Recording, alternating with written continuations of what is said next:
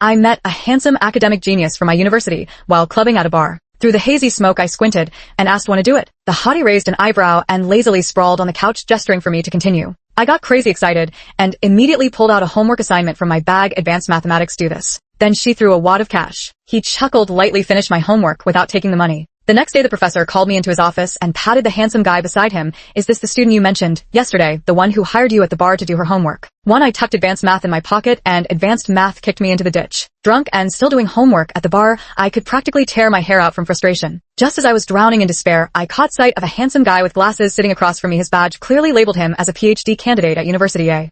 A straight A student with sudden audacity fueled by alcohol. I staggered toward him. Ignoring his slightly puzzled expression, I pointed at the math problems on the sofa behind me and cut straight to the chase. Can you solve these? The moment these words were spoken, the air fell silent. He froze for a second, then seemed to chuckle softly as he sat up and tilted his head to study me.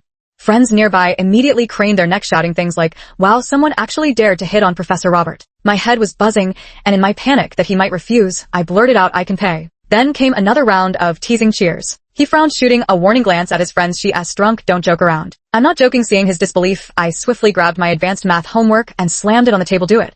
The music happened to stop at that moment, and the ensuing silence was deafening. They looked as if they'd seen a ghost. Professor Robert raised an eyebrow, glanced at the textbook on my desk, and said thoughtfully, "A university student." I nodded. Seeing him waver, I pleaded, "I genuinely only know how to write solution at the top. Our new TA is a total creep. If we don't hand it in today, we're screwed." After saying this, his eyebrows shot up even higher as if shocked by some coincidence, and he retorted, "A creep."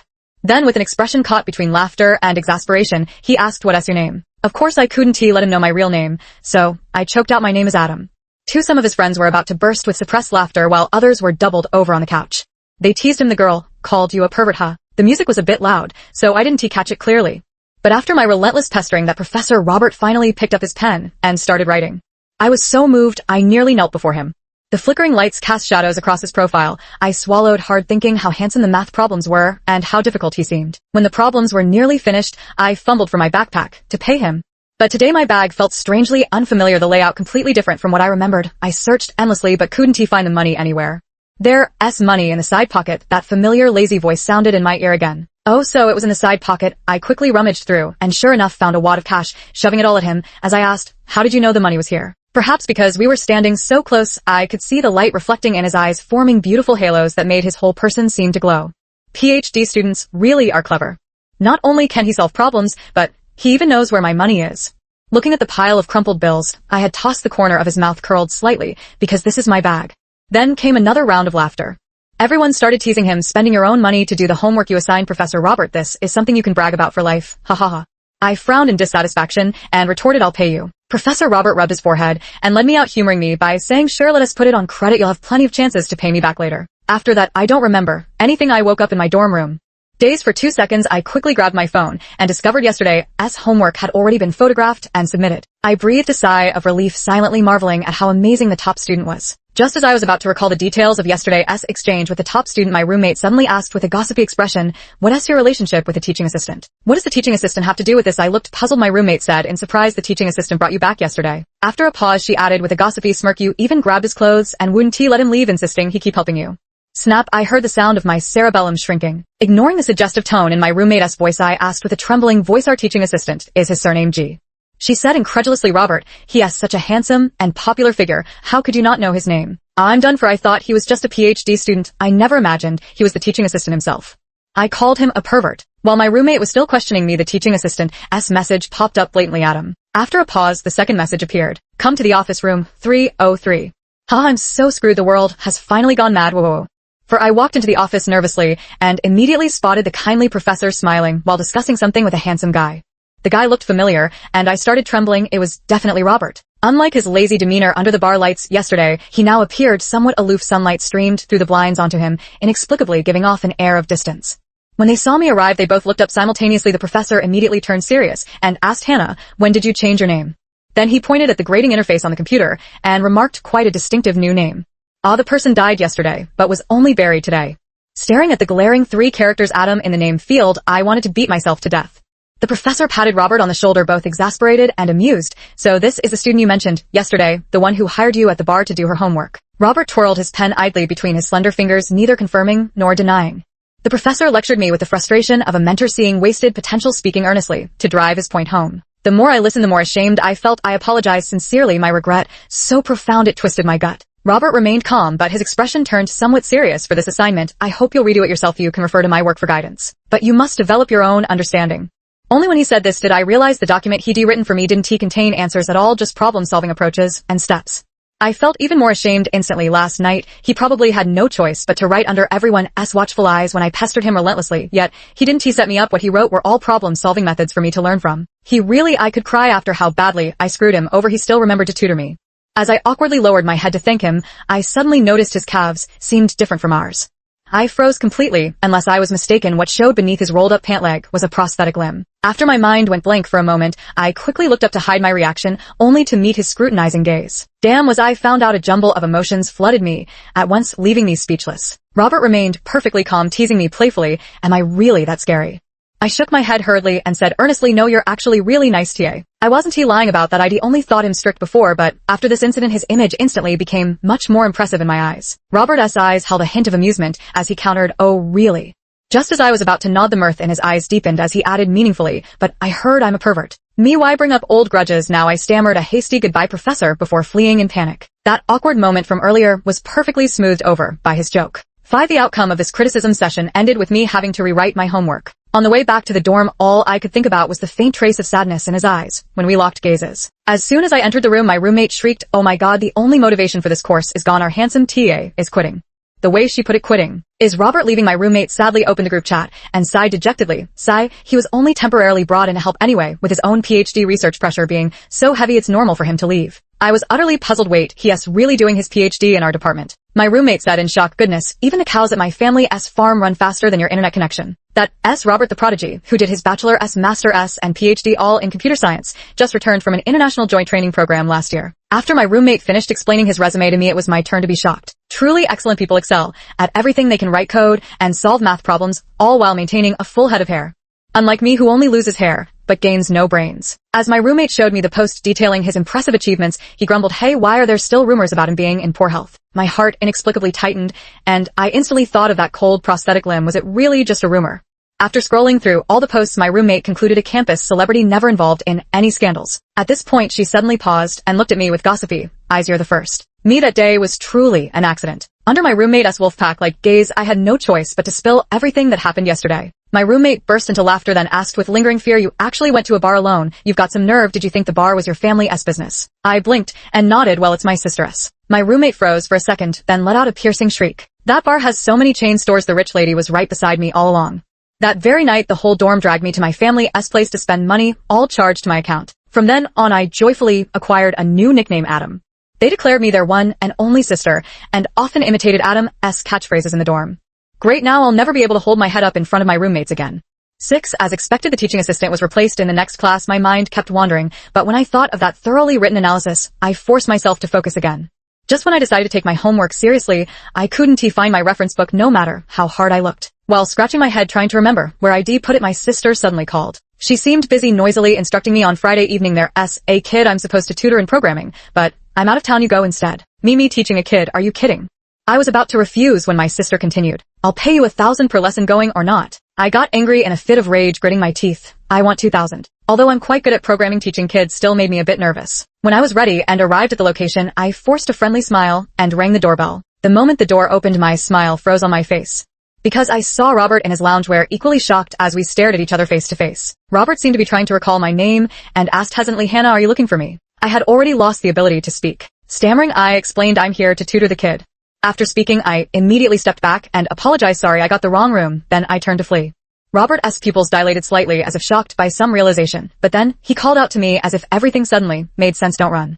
I stopped immediately and looked at him. He rubbed his temples and asked, "Who's the bar owner to you?" Still confused, I answered, "Honestly, she's my sister." Robert muttered to himself, "No wonder the front desk kept following us when I took you from the bar that day." It dawned on me too, and I widened my eyes. "You know my sister?" Robert nodded, and just as I was about to ask more, he turned sideways to make room for me. "Come in first, it's cold outside." 7. Really? I never imagined it could be such a coincidence. After extensive discussions, we finally arrived at one undeniable fact. Robert and my sister became friends while studying abroad that day at the bar. It was actually my sister who invited them to hang out, where they coincidentally ran into me acting like a fool. Now, as I watch Robert pouring water for me, I can't help but marvel at how small the world truly is. Originally, my sister had promised to tutor his younger sister, but then the task got passed on to me instead. Great, a bizarre logical loop, just that my brain cells are already running out. Robert placed the water in front of me, signaling for me to warm up first. I thought for a long time, but still couldn't resist asking teaching assistant RNT, already amazing, why do you still need my sister to teach you?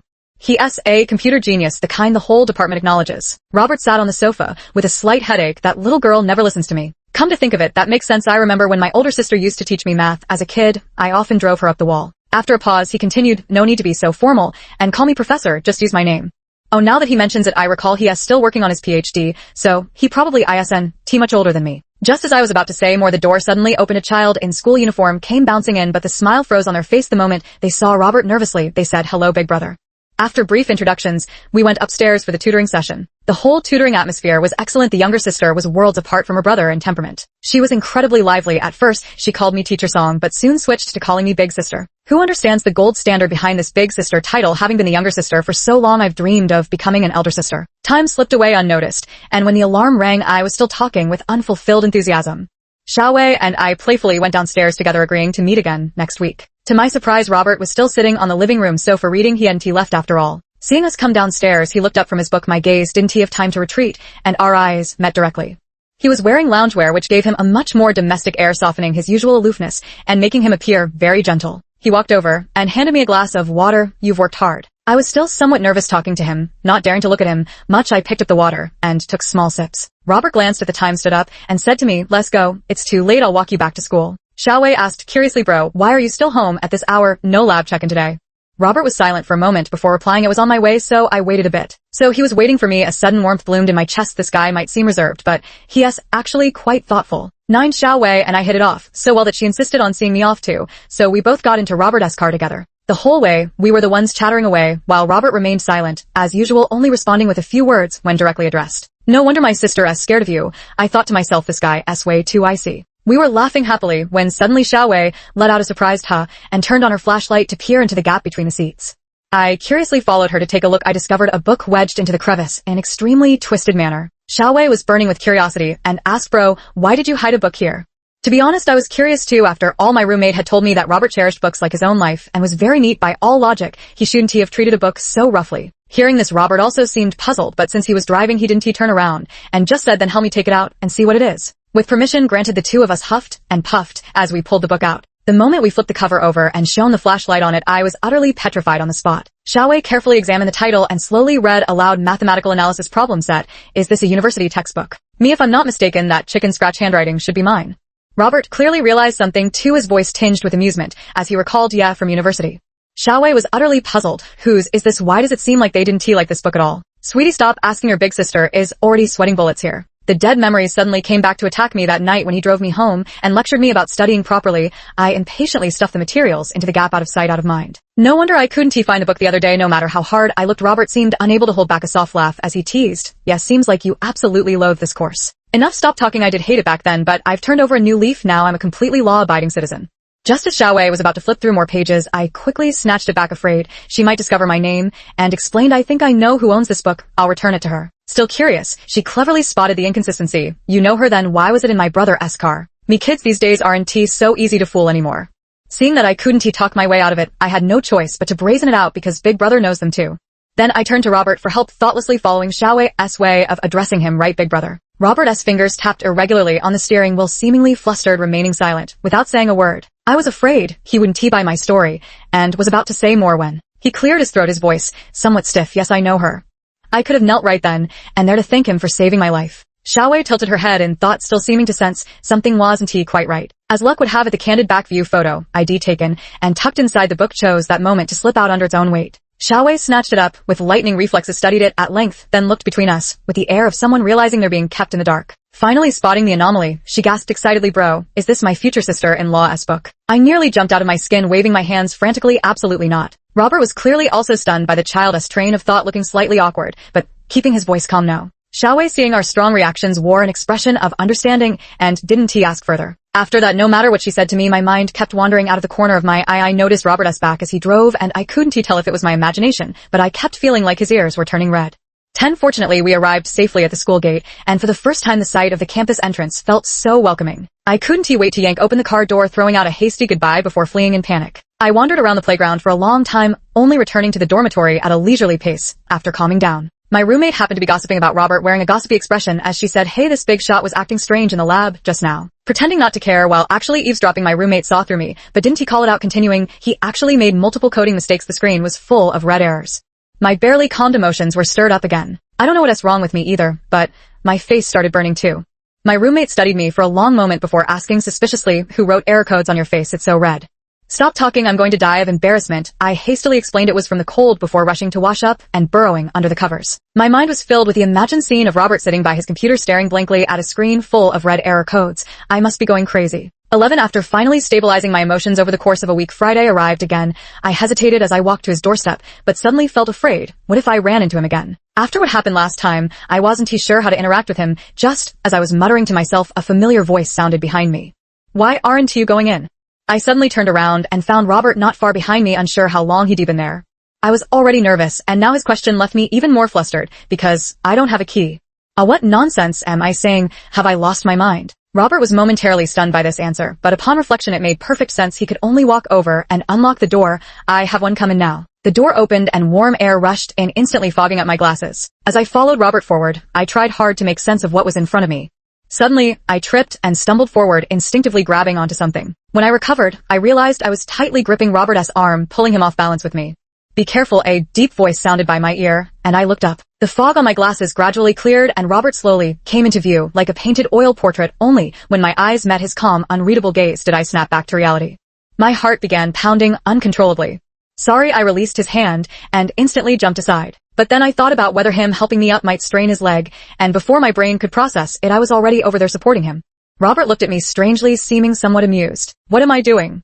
Suddenly going to support someone? Now I'm stuck, wouldn't he? Letting go be even weirder." Just as I was hesitating, Xiaowei suddenly opened the door and came in from her angle. It looked more like I was holding Robert's hand. I immediately let go and jumped aside. Sure enough, she looked back and forth between us several times, as if confirming something, then pulled me upstairs and whispered in my ear, "I knew it was you from that back view." Such a clever kid. She really did recognize the book was mine that day. "But kid, you guessed wrong, the book is mine, but I'm not your sister-in-law." 12th The class went smoothly. As usual, we both had an interest in programming, so naturally we had plenty to talk about. When I learned she was aiming for the science and technology talent track, I gave her an admiring thumbs up. Just as Xiaowei finished typing the last line of code, she suddenly asked, "Sis, I have a question though." I signaled with my eyes for her to continue. Tilting her head, she looked at the simple code on the screen and asked, "Why is the first program we run always hello world?" This string. I never really thought about this question before. I only knew that every time I learned C language, the first program to run was always this one. While deep in thought, a familiar voice suddenly sounded behind me, "Say hello to the world." We all turned to look. Robert stood against the light, leaning against the doorframe, and said unhurriedly, "The moment your program runs successfully, it gains life. It represents emerging technology challenging the world." My heart couldn't help but race. The living room light fell on Robert's handsome face, making his expression unclear to me. I only heard him continue, "This is a legacy, and also a brand new hope." It wasn't until Robert approached that I snapped out of my daze, my mind still repeating his understanding of the program. Just like before, he handed me another glass of water and said gently, "You've worked hard." I took it belatedly and drank, still feeling somewhat excited. Xiaowei was clearly getting fired up too. We exchanged glances and spoke in unison, "Big shot, keep going." Robert couldn't withstand our pestering and took us to his study, where he turned on the projector to give us a lecture on the history of computer development. In this field, he was practically an overwhelming king. Not only did he explain things clearly, but he also demonstrated numerous case studies on his computer. It was incredibly vivid and fun. Before we knew it, the lesson had turned into the two of us sitting on the floor, nodding repeatedly and exclaiming wow from time to time. Robert stood before the curtain, radiating a genuine passion for computers. Without any forced enthusiasm, he calmly articulated the emerging hopes this industry brings to humanity, direct yet fervent. I was captivated, but as the talk progressed, I noticed Robert increasingly shifting his legs uncomfortably. That cold mechanical prosthetic limb surfaced in my mind once again. Xiaowei, experiencing programming for the first time, was clearly enthralled and had completely forgotten about it. I glanced at him several times, noticing such activities were becoming more frequent. He must have been quite uncomfortable standing there for so long, yet didn't he want to dampen our spirits? So I raised my hand and tentatively asked, I kind of need to use the restroom." Robert checked the time and said, "Sorry, I've been talking too long." Oh my god, getting a lecture from the big shot Robert is something others would beg for. How could I possibly complain about it being too long? If it weren't for his leg condition, I'd be happy to listen to him lecture all night. 13 After experiencing Robert's lecture this time, I don't feel as nervous around him anymore. I often save up a bunch of programming questions to ask him after Friday's session ends. Robert never tired of patiently explaining things to me. As time went on, it often became Robert lecturing while the two of us sat on the floor, listening with rapt attention. Robert joked, "So, I'm spending my own money to hire myself to teach class." Of course I wouldn't take his money, my sister had already paid me my fee. But I still felt a bit embarrassed by his words, though I'd grown bolder and would joke with him, "I'll owe you for now, pay you back later." Robert watched our unreasonable banter and said with amusement that us quite a debt piling up. This way of interacting continued for a long time, and inexplicably, I began looking forward to Fridays, anticipating my programming sessions with Robert. Until one day, when I knocked on the door, it took Robert a long time to answer. His face was unnaturally flushed, and he didn't look well, speaking softly, "There's no class today, didn't your sister tell you?" I quickly checked my phone and saw the message my sister had sent me just 10 minutes ago. Turns out Xiaowei had gone to another city with Mom for exams these past few days, leaving Robert alone at home. He didn't seem well, so I cautiously asked, "Are you okay?" Before I could finish speaking, he collapsed toward me. Holy shit, I fumbled to catch him, only to realize his entire body was burning up. My legs went weak with fright, and my hands started trembling, half dragging him to the living room. I used what little rationality remained to dial 120. By the time we reached the hospital and went through all the procedures, I was completely exhausted, slumped in a chair. Robert had already started the 4 drip, but remained unconscious. My tense nerves suddenly relaxed, and a surge of retrospective fear overwhelmed me. The lifeless way he had collapsed on me moments ago was still vivid in my mind, along with those rumors about his poor health. I'd never experienced anything like this in my life. Terrified we might be too late, the more I thought about it, the more frightened I became. I'm prone to emotional tears, and under the stress of my fluctuating emotions, I couldn't help but start crying. Crying while berating myself for being so weak, yet feeling inexplicably wronged and terrified at the same time. "Stop crying," a familiar voice came from the hospital room. I froze completely through my tear-blurred vision. I found myself staring directly into Robert's inscrutable shadowed eyes. He finally woke up and comforted me softly, "Don't be afraid." His words only made me cry harder, though. I stubbornly insisted, "I'm not crying, I just put in eye drops." All my emotions poured out, directed at Robert, "A grown man like you not even noticing you've caught a cold and have a fever if I hadn't gone over today." Tears streaming down my face, I pointed at him and gasped out my accusation, "You'd have just rotted away in that house." Robert was stunned by my words, his eyes filled with emotions I couldn't decipher. There seemed to be a faint trace of heartache. He raised his hand, tentatively wiping away my tears, and coaxed softly, "My fault." Then he patted my back intermittently to comfort me. When I finally calmed down and realized my earlier thoughtless outburst, I felt somewhat embarrassed. I asked him just to make conversation, "When did you wake up?" No idea how long he'd been watching me cry. Robert weakly curled his lips, his eyes glinting with amusement. "Dreamt of a little girl crying so hard I was afraid the hospital would flood if she kept going, so I woke up." Me, I was worried sick, and you still have time to joke around. I glanced at the bill in my hand and spread my arms. "Well, now I don't owe you anything. I wasn't lying. Coming to the hospital for all these tests means the tutoring fees I scammed for my sister have gone down the drain." Robert gave an acknowledging hum, his eyes softening as he smiled and said, "Now it's my turn to owe you 15. Just as I was about to say something else, something suddenly occurred to me. Robert's prosthetic limb was still placed beside us. It had been removed during the examination, and I'd been holding onto it this whole time. How am I supposed to give this back to him? Just say, "Here, take your leg back"? That would be so awkward. Robert clearly noticed this too. After a moment of silence, he sighed, "Did I scare you?" I quickly waved my hands, racked my brain, and blurted out, "That is actually really cool." "Oh my god, what am I even saying?" I quickly added what I meant was as indestructible as Iron Man. Robert was amused by my remark, chuckling softly with his eyes crinkling at the corners. "There is something even cooler," he said. My eyes widened slightly as I followed his instructions to fetch the prosthetic limb. Then with some maneuver I couldn't quite catch, he made the prosthetic light up blindingly bright like a strobe. The entire ward instantly turned into a KTV room. Luckily, I had gotten him a private room, or else we'd be disturbing the neighbors. I felt like I'd discovered a whole new world, and couldn't help exclaiming, "This is so cool." But then I suddenly imagined Robert with his usual aloof demeanor walking around with glowing legs one day. Oh my god, the mental image was too hilarious to bear. I collapsed onto the bed laughing, already planning to turn on the switch and witness this adorable contrast once he recovered. Robert didn't understand why I was laughing and helplessly explained, "Xiaowei picked it for me, said it looks cool." This awkward situation was smoothly diverted by Robert's witty joke. 16. Worried Robert might get bored, I kept up intermittent small talk with him. Before long, our conversation naturally drifted toward programming topics. Then the scene turned into him dragging his sick body to explain the program to me while I listened with utmost seriousness. Until the nurse came in to change his for, and teased, "You two are such a diligent couple, still studying, even in the hospital." In that instant my face burned crimson.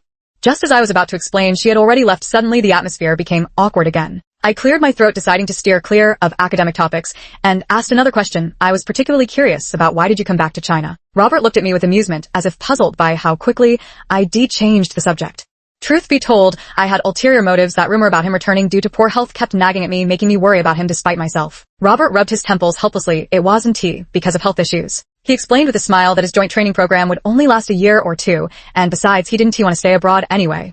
I muttered, "Then why is that?" Seeing I still seemed doubtful, Robert chuckled a little helplessly. then suddenly asked me, what do you think computer science means to humanity? I pondered for a moment before tentatively answering, a shared challenge and treasure for all humanity. Robert nodded as if speaking to himself, yet also explaining to me science knows no borders, but scientists have their motherlands. I froze, unable to help but widen my eyes as I looked at him. Leaning against the hospital bed, Robert gazed absently out the window, though his voice was soft, it carried determination. Science knows no borders, and the leaps in natural sciences are enough to propel human civilization forward by a great stride. He looked at me, his smile gentle, yet his eyes burning with an unprecedented intensity. But people have beliefs, I'd rather use all the knowledge I've acquired to not only turn the gears of civilization but also make my homeland stand tall among the world's nations. This was the reason he returned to his country. My heart raced uncontrollably, my blood seemed to boil, and my emotions took a long time to settle. Robert pointed at the prosthetic limb beside me and asked, do you know why I wear this? My breath hitched. I hadn't expected him to ask so bluntly. I shook my head truthfully. I could ask my sister about it, but I didn't want to reopen his wounds, so I never inquired. He began recalling, still smiling but with slightly trembling hands, an earthquake. 2 words, and I understood everything. A surge of complex emotions welled up inside me. His brief explanation was indeed the heartbreaking truth from back then. Instinctively, I grasped his cold hand, desperately wanting to transfer my warmth to him to ease his pain. Robert looked down at my hand, remaining stiff for a long moment before finally returning the grip. When he looked up again, he had already regained his usual composure. My life was given back to me by the nation. After a pause, he continued, if possible, I wish to dedicate my limited life to it forever. This is the most complete version of Robert, destroyed in disaster, yet reborn through faith. I was completely shocked, never imagining that the story behind him would turn out to be like this. No wonder he's afraid of the dark, it's a shadow left from those days. Yet someone so terrified of darkness had kindled a fire within himself, fueled by blood and faith, pushing himself forward until now. Perhaps noticing my unusual reaction, Robert composed himself and asked with a smile, what about you? Why are you so interested in programming? He really did find out. After some thought, I decided to be honest, because back in high school, I saw the news about foreign sanctions on our chips. At that moment, I thought, I must study this. Pausing briefly, I felt a bit embarrassed, even though my contribution might be small, and maybe I'm not the smartest. Then I looked at him with determination, but every little helps, and our country will surely be at the forefront. Robert kept his eyes on me, listening intently to what I was saying.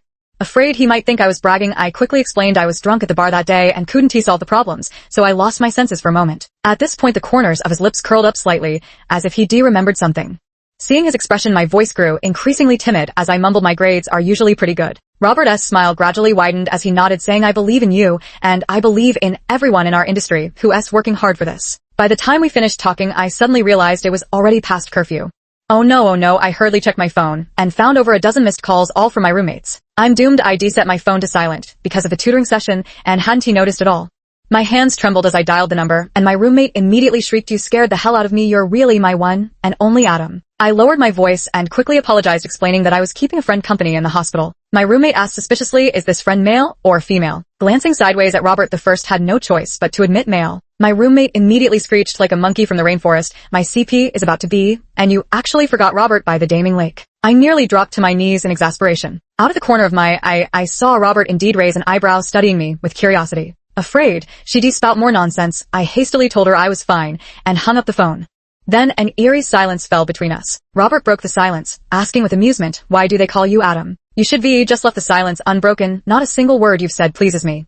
Covering my face, I retorted sullenly, you're asking what you already know. Robert couldn't help but burst out laughing at my antics. I found myself laughing along with him once again. He effortlessly dissolved all the phone call awkwardness with just a few words. When bedtime came, I left a small night light on for Robert. Lying in bed, I couldn't sleep, tossing and turning as Robert's words from earlier kept replaying in my mind. Recalling my original aspiration for choosing this major, I felt even more determined. Although Robert kept saying he owed me after being discharged from the hospital, he transferred all the medical expenses to my account with a considerable extra amount. When I noticed, I pretended to be surprised. You said you owed me before. Does this mean we're even now? Robert looked up from his computer, amused, and played along. We're not even. I'll pay you back slowly in the future. Getting the answer I wanted, I continued coding with satisfaction. We resumed our previous study routine. Robert occasionally cooked meals for us. I was surprised to find his cooking incredibly delicious, though he didn't seem like someone who belonged in the kitchen at all. But there was an inexplicable harmony when we worked together in the kitchen, adding a warm, homely atmosphere. I sighed in admiration. You're not just good at coding, you're great at cooking too. Robert handed me a bowl of soup and said, glad you like it. After a long silence, as if emboldened by fake liquor, I suddenly mustered the courage to whisper, I like more than just this. His hand holding the chopsticks paused as he looked at me in confusion. Yet I asked another question. Do you know what new does? He didn't understand my meaning, but still answered my question, explaining the various uses of new to me. In C, you can use new to create objects, so the single guys in our dorm often joke about it. If you don't have a girlfriend, just new one. I took several deep breaths, looked straight into his eyes, and said earnestly, then can I use the new keyword on you? Robert froze for a moment, hesitating for a long time before realizing what I meant. He clearly understood, staring at me without speaking, and those few minutes of waiting were excruciating. He looked at me, seemingly torn inside, his handsome brows furrowed together before finally saying, I'm sorry. I knew it, just as expected. I pretended not to care and said it's fine, just a failed program, next time will be a success. But tears rolled down uncontrollably. How pathetic. Robert's hand trembled slightly as he wiped my tears away, saying it's really tough, others would. I sniffled and cut him off, saying I couldn't care less. While crying, I secretly cursed Robert for being a coward in my heart. I understood his dilemma. It was just his legs making him afraid others would point fingers at me. So, who in this world can avoid being talked about by others? I waved my hand dismissively and said to him stubbornly, I'll make the program run successfully. 19 After Xiaowei returned, classes continued as usual, but there was something subtle between Robert and me. Xiaowei thought we were having a conflict. To ease the tension, she suggested going to an amusement park when the last class ended. I agreed enthusiastically, and after our persistent coaxing, Robert eventually went with us. While waiting in line to buy cotton candy, a little boy behind us suddenly exclaimed in surprise and asked curiously, why are your legs different from others, mister? At these words, Xiaowei's expression instantly changed, and she instinctively stepped in front of her brother. As for Robert the first, didn't he dare to look at him. His mother was also startled by the child's remark. While pulling the little boy back, she hurriedly apologized to us. I figured the child was just innocently curious without any ill intent, so I crouched down to explain a really powerful superhero saved me before, so now I've become an Iron Man to protect everyone too. Sure enough, the little boy's gaze toward Robert immediately filled with admiration as he exclaimed, wow, Big Brother is so cool. I stood up and mimicked his tone, saying, yeah, Big Brother is super brave. The boy's mother still wore an apologetic expression and quickly led her child away. I turned around and found Robert staring at me, emotions surging in his eyes. Then I looked down and saw Xiaowei with a similar expression to her brother, blinking at me with an adoring look. Curious, I waved my hand, handed them cotton candy, and said, what are you staring at? Go play. Robert slowly picked up the cotton candy, but his gaze remained fixed on me as if something had crumbled inside him while something new was taking root. We boarded the Ferris wheel together, and Xiaowei said excitedly, I heard that making a wish at the top of the Ferris wheel can make it come true. That's just something to fool kids. I told her that, but when we reached the very top, Xiaowei and I both closed our eyes to make a wish at the same time, then burst into laughter, teasing each other for being superstitious. Robert spoke amidst our playful banter. What did you wish for? The lakeside nightscape was breathtaking, with flickering lights casting shadows on Robert's handsome profile, making him resemble a masterpiece of art. I turned slightly, lowered my eyelids, and teased him on purpose. I want to tell you. Xiaowei then asked, did you make a wish, Big Brother? Hey, I immediately got interested and leaned in to listen. Robert was thoroughly amused by our gossipy expressions. He pretended to think for a moment, then nodded. We quickly pestered him to spill the details. Then he looked at me and mimicked my tone, not telling you. A rare mischievous mood unintentionally revealed itself, utterly vivid. How did this person become so childish? When we had enough fun, Robert drove me back to school. At the school gate, when we were the only two left in the car, he suddenly asked, do you want to know what I wished for? I didn't know why he said that and scratched my head. What do you mean? Robert sighed and said to me as if making some resolution, I just wished to fix the bug. What? My heart started pounding wildly. So he gazed at me tenderly, starlight flickering in his eyes, and said softly, can we start anew? I'll cherish it dearly. I locked eyes with him for a moment before leaning in to tentatively embrace him. Robert chuckled softly. Then I whispered in his ear, congratulations, the program ran successfully. 20 extra 1. After getting together with Robert, it was quite awkward. At first, neither of us had adjusted to this new relationship status, and we actually became more polite to each other than before. For instance, if he accidentally brushed against my hand, he'd blush for ages and immediately apologize. I was pretty shy at the beginning too, but the more I thought about it later, the more something felt off. This is supposed to be dating, not cotton fluffing. One day, when he fell asleep on the desk from exhaustion after reading research papers, I found myself inexplicably drawn to touch those slender, well-defined fingers. At first, I was cautious, but seeing he didn't wake, I began slowly tracing circles in his palm. Suddenly, my mischievous hand was caught in his grasp. What are you doing? Robert's voice was still thick with sleep, his eyes slightly unfocused with strands of hair falling over his forehead. He looked uncharacteristically docile. I found his expression adorable and nuzzled against his palm, again spouting nonsense. They say this can make your heart race. Robert actually pondered it seriously and said, but I don't feel. He was always so clueless about romance. So I leaned in and secretly kissed his cheek. How about now? Robert slowly blushed when he realized what I was doing. Look at him. How pathetic. Just as I was about to tease him further, Robert replied, no. Impossible, absolutely impossible. You're blushing, and you still say no. I was about to expose him when Robert suddenly closed his eyes and kissed me, pressing his lips gently against mine before whispering in my ear, now I have. Look at you, so bold now. I covered my face, not wanting him to see my embarrassment, and muttered, you're so annoying. Robert chuckled softly and said, annoyed with me again, huh? When I noticed he wasn't coming to comfort me, I stole a glance and found him tinkering with something on his computer. He caught me peeking and gave a slight smirk. So, I declared outright, you're not even trying to comfort me. I must not matter to you anymore. The next second, Robert's message popped up. Subconsciously, I opened the engineering file he sent, and an adorable little puppy appeared before me. He had programmed a puppy for me. Curious, I looked up just in time to meet Robert's smiling eyes. He shrugged, still smiling. My sweetheart was angry, so I drew her a puppy. Help me see if this can cheer her up. Honestly, he asked, being so childish now. I huffed in protest, but in truth my lips were curling upward uncontrollably. Because on my desk lies Tagore as stray birds. That page happened to say, the little dog suspects the vast universe of conspiring to usurp its place. Robert leaned in the next second, gently kissing my forehead, and said, don't worry, little pup, you're irreplaceable. 21 extra 2. The more time I spent with Robert, the more I enjoyed teasing him. Every time I saw a new ID joke about his indecisiveness back then. Robert, knowing he was in the wrong, would just let me have my say. I was genuinely curious about why he changed his mind, but no matter how I asked, he wouldn't tell me. It wasn't until I chatted with Xiaowei that I found out. Robert used to just walk away when people commented on his appearance in public, afraid of scaring others. He actually didn't care about such things at all. It was just skin deep, and these things meant nothing to him. But that doesn't mean he doesn't care about those who love him. Take Xiaowei, for example. Every time Xiaowei rushes out in distress to pull him away while covering his ears, it breaks his heart. So he is afraid I might do the same.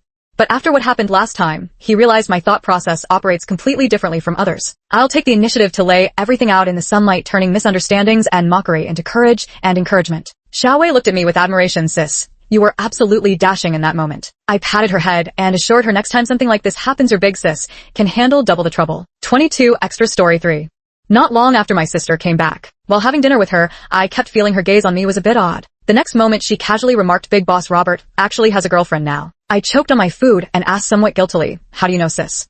My sister showed me their group chat while eating and said this guy keeps flaunting his relationship in the group. Every day, no matter who asks him out, he refuses, saying he has to stay with his lover. I sat on pins and needles, chiming in that's really sweet. Seeing him waver slightly, I pleaded. I froze for several seconds, nearly dropping to my knees before her. Then I immediately started wailing and begging for her forgiveness, acting all coquettish and rolling around. My sister pushed me away in disgust and pointed behind me, Robert is here.